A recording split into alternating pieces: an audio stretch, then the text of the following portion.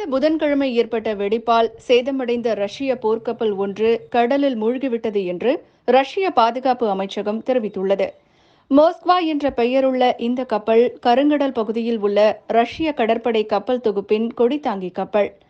சேதமடைந்த நிலையில் இந்த கப்பலை துறைமுகத்திற்கு இழுத்து வந்தபோது கடல் கொந்தளிப்பாக இருந்த காரணத்தால் அது மூழ்கிவிட்டதாக ரஷ்ய பாதுகாப்பு அமைச்சகம் தெரிவித்துள்ளது. ரஷ்யாவின் ராணுவ பலத்தின் அடையாளமாக திகழ்ந்த இந்த கப்பல் யுக்ரைன் மீதான கடற்படை தாக்குதலை முன்னின்று நடத்தி கொண்டிருந்தது. 510 பணியாளர்களோடு இயங்கி வந்த கப்பல் இது. இது தொடர்பாக யுக்ரைன் தங்களுடைய ஏவுகணையே இந்த கப்பலை தாக்கியதாக கூறியுள்ளது.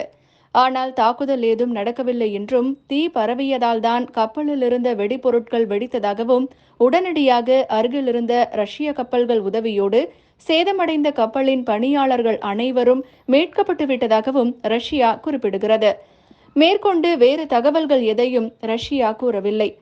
இது தொடர்பாக ரஷ்ய பாதுகாப்பு அமைச்சகத்தை மேற்கோள் காட்டி வெடிபொருட்கள் வெடித்ததால் கப்பலின் வெளி கட்டமைப்பில் ஏற்பட்ட சேதத்தாலும் கடல் கொந்தளிப்பாலும் துறைமுகத்திற்கு இழுத்துச் செல்லப்படும் போது சமநிலை தவறி கப்பல் மூழ்கியது என்று அரசு செய்தி நிறுவனமான டாஸ் முகமை செய்தி வெளியிட்டுள்ளது.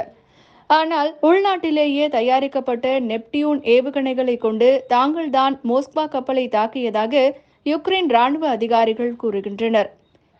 தாக்குதல் நடந்தபோது இந்த கப்பலில் 510 பேர் இருந்திருக்கலாம் என்று மூத்த யுக்ரைன் அதிகாரிகள் கூறுகின்றனர்.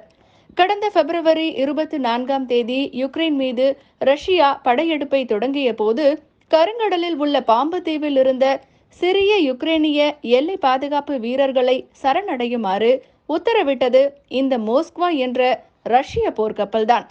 அதற்கு மறுத்து அவர்கள் அனுப்பிய செய்தி பிரபலமாக பேசப்பட்டது நினைவிருக்கலாம். சோவியத் யூனியன் காலகட்டத்தில் கட்டப்பட்ட இந்த கப்பல் 1980களில் கடற்படை பணியில் சேர்ந்தது. யுக்ரைனின் தெற்கத்திய நகரமான மைக்கோலேவ் நகருக்கு அருகே நிறுத்தப்பட்டிருந்தது. கடந்த சில நாட்களில் இந்த நகரம் மிக மோசமான ரஷ்ய குண்டுவீச்சு தாக்குதலுக்கு இலக்காக இருந்தது. வழி நடத்தவல்ல ஏவுகணைகளை ஏவும் திறன் படைத்த இந்த கப்பல் சிரியாவில் நடந்த மோதலில் ரஷ்யாவால் பயன்படுத்தப்பட்டது. சிரியாவில் இருந்த ரஷ்ய படையினருக்கு கடல் சார்ந்த பாதுகாப்பை இந்த கப்பல் வழங்கி வந்தது. கப்பல்களை தாக்கும் வல்கன் ஏவுகணைகள் 16ம் நீர்மூழ்கி கப்பல்களை தாக்கும் ஆயுதங்களும் நீருக்கடியில் வெடிக்கும் ஆயுதங்களும் இந்த கப்பலில் இருந்ததாக கூறப்படுகிறது.